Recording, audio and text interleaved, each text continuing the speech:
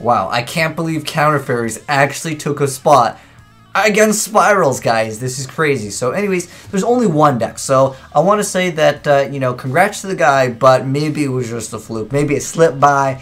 I don't know, there's a few cards in here that I think are a little bit questionable, but I do like the side deck, Winged Dragon of Raw Sphere Mode, very good tech. But anyways, yeah, this is the only Counter Fairy deck to actually make it alive against Spiral. Keep in mind, guys, this is an OCG deck, which means that there is a different ban list.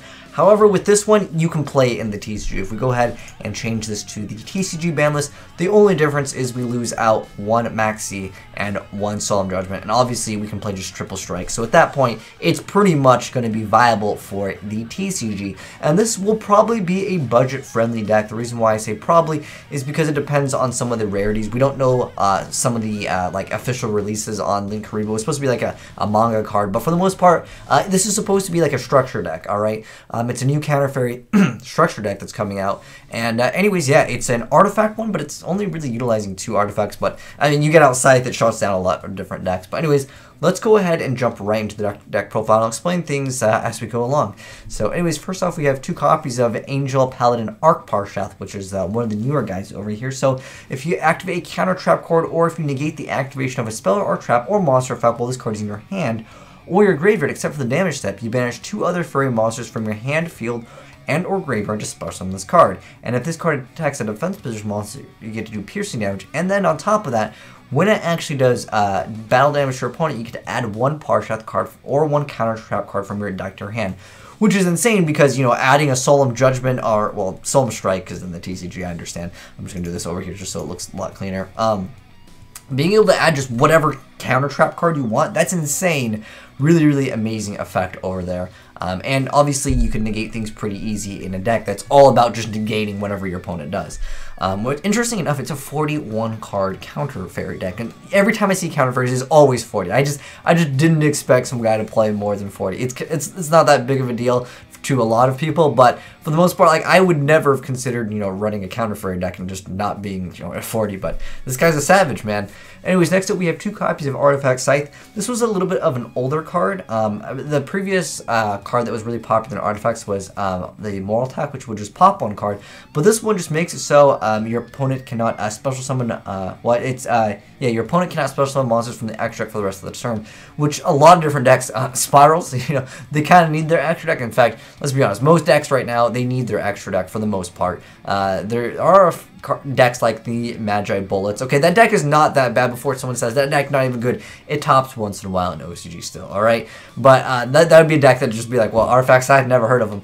But there are decks that would definitely just straight up lose to it. Next up, we have a new card, Inspect Border over here. This is a newer card, so I'm going to go over the effect really quick. So he's running 3 copies of it, and it says that it cannot be normal summoned, it cannot be normal or special summoned while you control a monster, so it's kind of your normal summon in the deck. And then each turn, each player can only attempt to activate monster effects up to the number of monster card types, Ritual, Fusion, Synchro, Exceed, Pendulum, and Link on the field. So that can definitely slow down a lot of different decks, and it's got okay stats. It's got good defense and also attack. I guess you could technically set the card because it can't be normal summoned or special summoned. But I guess you could set the card. I don't know if that would be okay because, like I said, setting, I've mentioned it several times, it's just not a good thing in Yu-Gi-Oh! Now. It's just too slow of a mechanic, but this is definitely pretty good if maybe you would go for a first turn summon this and then just activate some of these and summon this, and then yeah, obviously the board's hopefully clear because your opponent's only going to have 1 monster. And I'm pretty sure their normal summon at that point, maybe they're activating 1 effect, but it's pretty much going to stop their plays. And then on top of that, you're just adding 1, you just kind of beat them down with just some big beaters. And then next up, we have 3 copies of Star Seraph Scepter. This is an older card. It was popular a while back. It's just a great card just go into some of the rank 4s that require like 3 monsters. So 3 copies of Star Seraph Scepter. And then 3 copies of the Star Seraph Chair, or Sovereignty. Everyone just calls it the chair. But anyways, yeah. So these cards just work really well with each other, and they happen to be fairies, so that kind of helps out. I was actually surprised to not see a Christia. I actually expected just at least 1 Christia. Archstar Christia can just win games on its own. But there's actually no Christia in the deck. We have 2 copies of Maxi. Obviously for TCG, just drop this and bam, you're at 40. Obviously you'd have to drop this, and just add a Solemn Strike because it's like pretty much the same. You maybe add an Ash Blossom, although that would make it not budget. But yeah, I would say this deck is going to be definitely budget friendly. I don't know. Maybe these cards will go up in price because, you know, sometimes you know, because of hype decks. And this card always spikes up in price randomly, and then it goes back down. But anyways, 3 copies of Herald of Greenlight. So during either player's turn, when your opponent activates a spell card, you can send this and another fairy monster from your hand to the graveyard to negate the activation for you to destroy it, which actually kind of helps out the deck. You would think going -1 could be bad, but it actually can be good in the deck because of Call of the Haunted, which will bring back some of the other cards, which will then start your extra combos over there, but to make some of the rank 4 exceeds that require, again, multiple different monsters.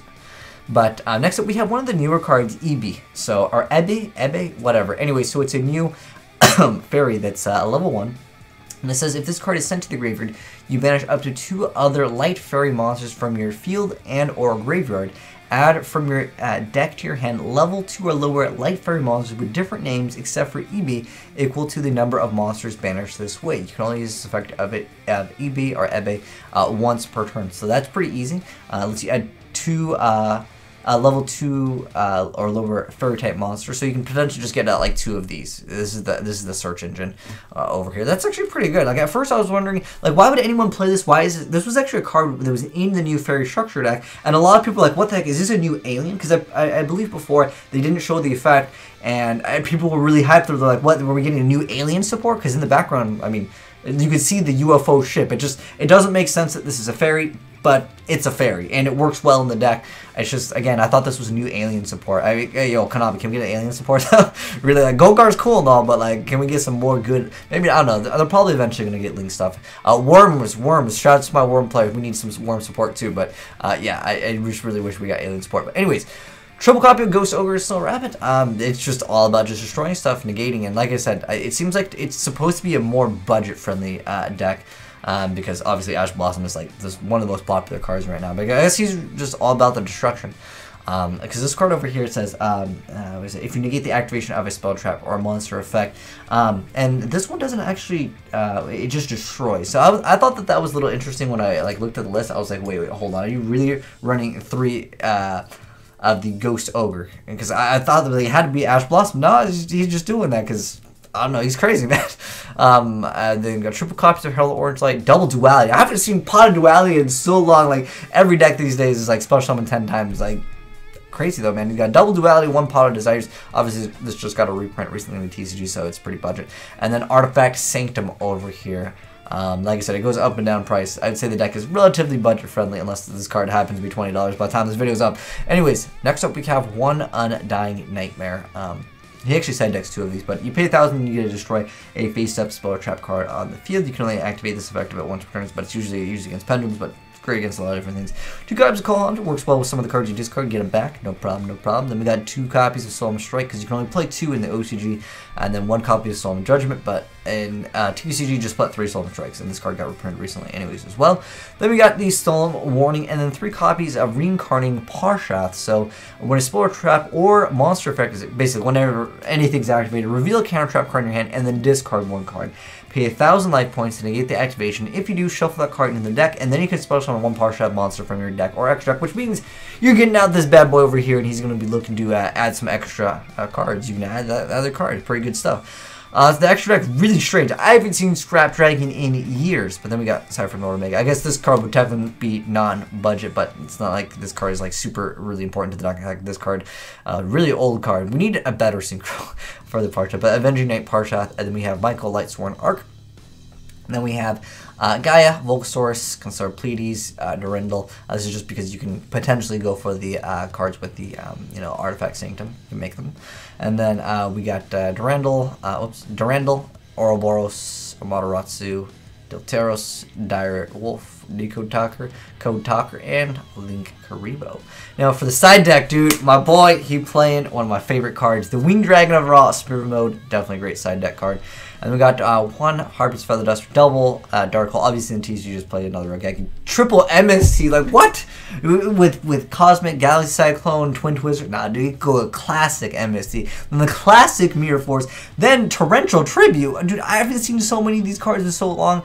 it's cool to see him back. And then Unending Nightmare is this card. It's just basically used in the side deck against a lot of Pendulum decks, but it's just a pretty solid card all around. Even against some other decks, it's still a pretty decent card. But wow, a lot of really strange stuff, and congrats to him, man. It's very innovative, and like I said, I always support innovation when it comes to Yu-Gi-Oh! But let me know, guys, what you think. Do you guys think this deck is actually good, or did he get lucky?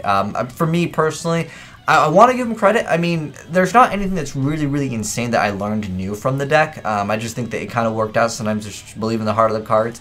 But this card, this was like the one card that felt like that was really cool. I never thought of just actually using it for the Heralds. Usually you just go 2- with them. That's how I feel. But interesting also tech of Inspect Border. Didn't expect too many people to want to play this card just because you got a normal summon it when you while you control. Oh, I'm sorry. While you control a monster. So I guess at that point, you know, you could get out this card pretty easy. But this wouldn't technically let your opponent use up to 2, I guess. But it's still an interesting card. It's supposed to kind of block certain mechanics out of the game. But I just don't know how I feel about that. Because you'd have to normal summon it after you already have a monster, and it is using your normal summon, and it kind of hinders both players in a sense. But I know for this deck it doesn't really matter.